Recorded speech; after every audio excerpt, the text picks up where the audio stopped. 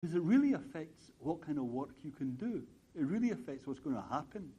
I mean, this comes out really. There's a lobster convention every year in Maine where all the lobster fishermen from all over the U.S. come to have a kind of jamboree celebrating what they do to lobsters. And this is always picketed heavily by the animal rights people. And the two sides look on one another with just amazement. The fishermen say, "You guys are crazy. These are shellfish. How can you be campaigning for the rights of shellfish? You boil them, they make a kind of whistling noise when the oil escapes their shells. That's it. That's the closest you get to pain." And the animal rights people say, "I can't even bear to look at you. What you are doing to these lobsters." Now, they can't both be right, but it is not an idle puzzle either. Because what actually happens, what you think is okay to do, really depends on it.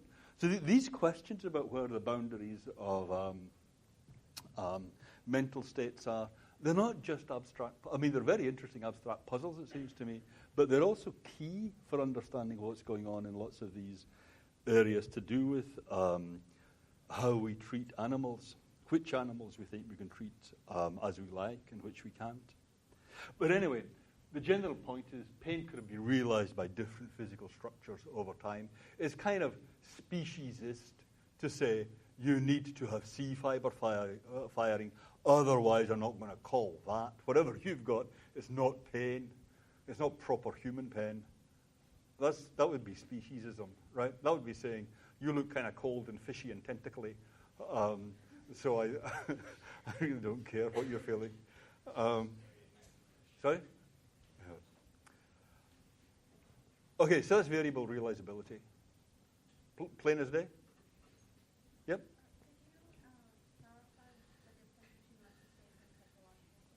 I'm not making any distinction between mental states and psychological states. I'm just using the two terms the same way. Yeah. I mean stuff like hunger or pain or heartache. Yeah. Yep.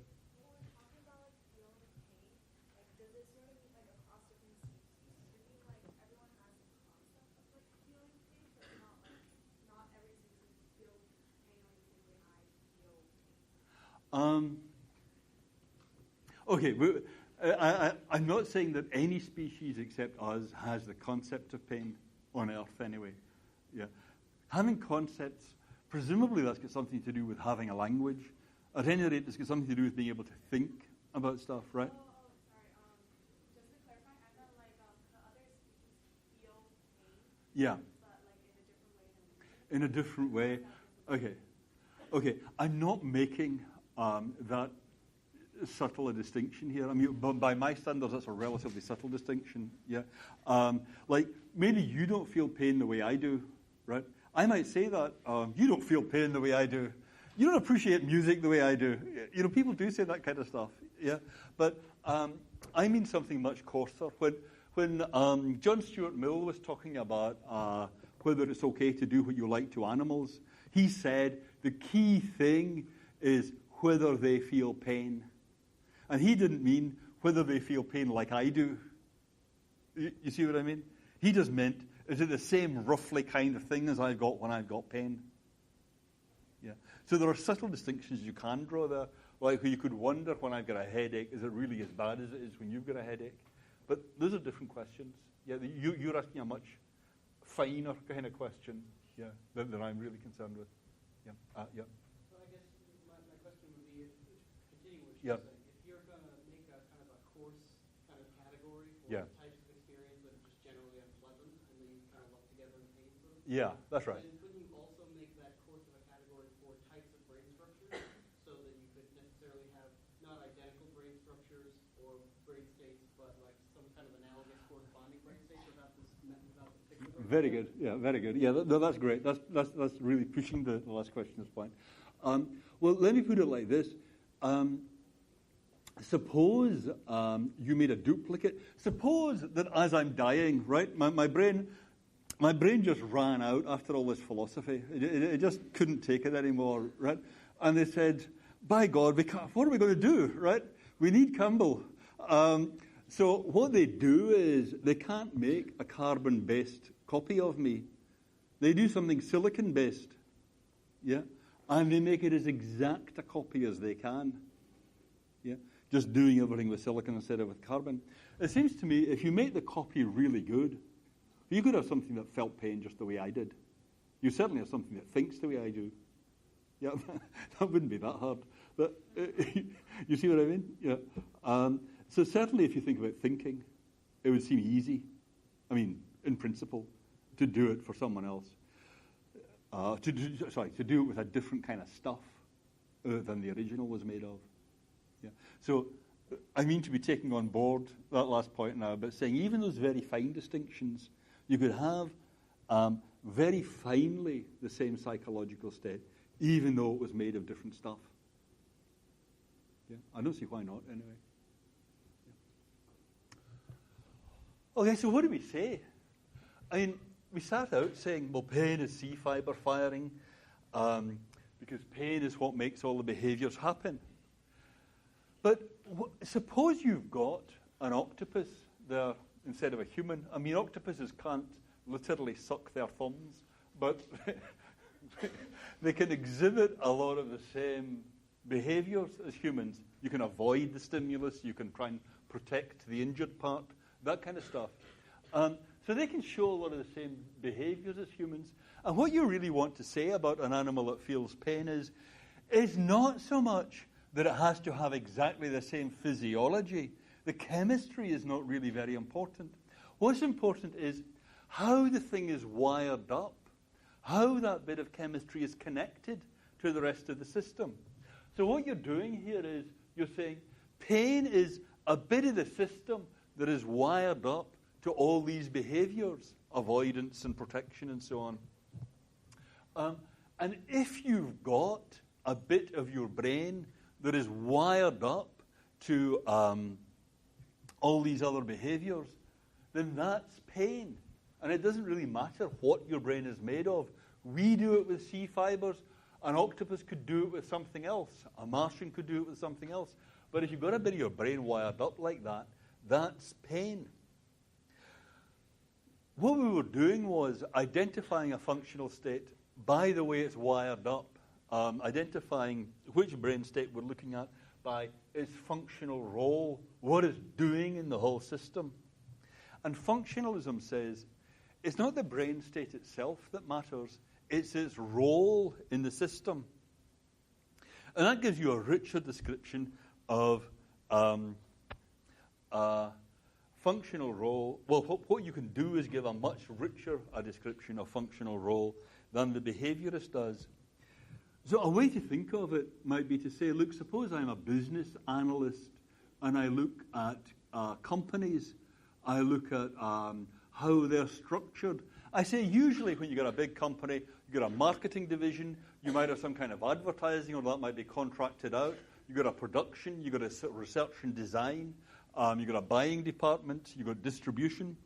So identify all the components of a big company and how they tie together.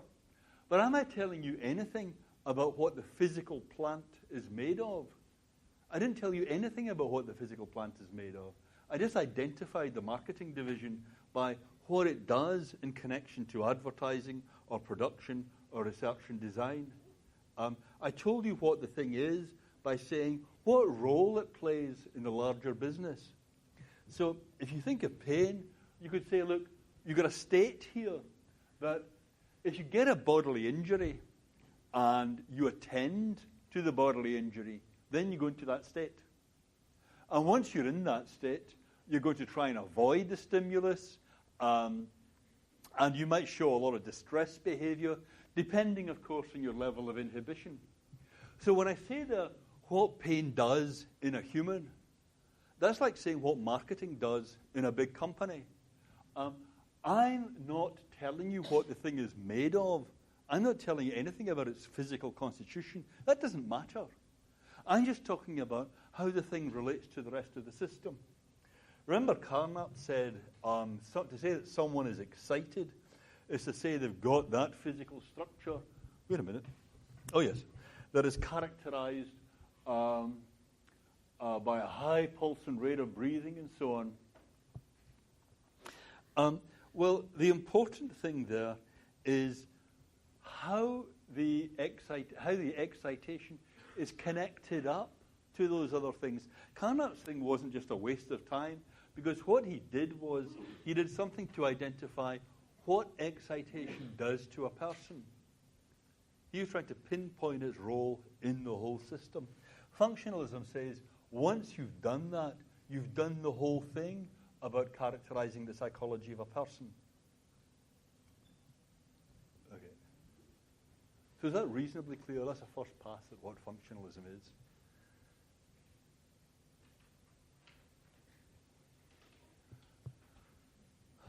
Here's a famous thing from the philosopher Dan Dennett. Dennett said, here's functionalism says you can identify psychological states by their place in the larger system. So what is it to be conscious? Well, you can give a functional characterization is really a box and arrow diagram of the whole system. So to be conscious is to have perceptual input. That's perceptual input on the left. At the top there, you've got a kind of control system that can address questions to perceptual input. It can say, is that my friend Sally over there, to the perceptual system? So the perceptual system has another look. There's a memory store where stuff from perception gets input, and there's some kind of action system. So if you've got somebody that's wired up like that, with on the left here, perceptual input being processed, and on the other side here, action, your motor output, the movements of your limbs being processed. Then in the middle, a short-term memory store, and at the top, this control system. Then that's all it takes to be conscious.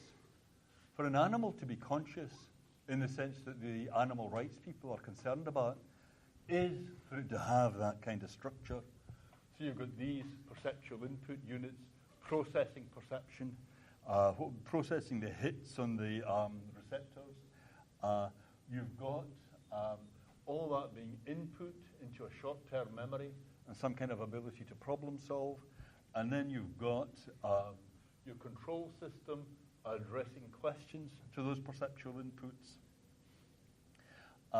Then ultimately some kind of movement.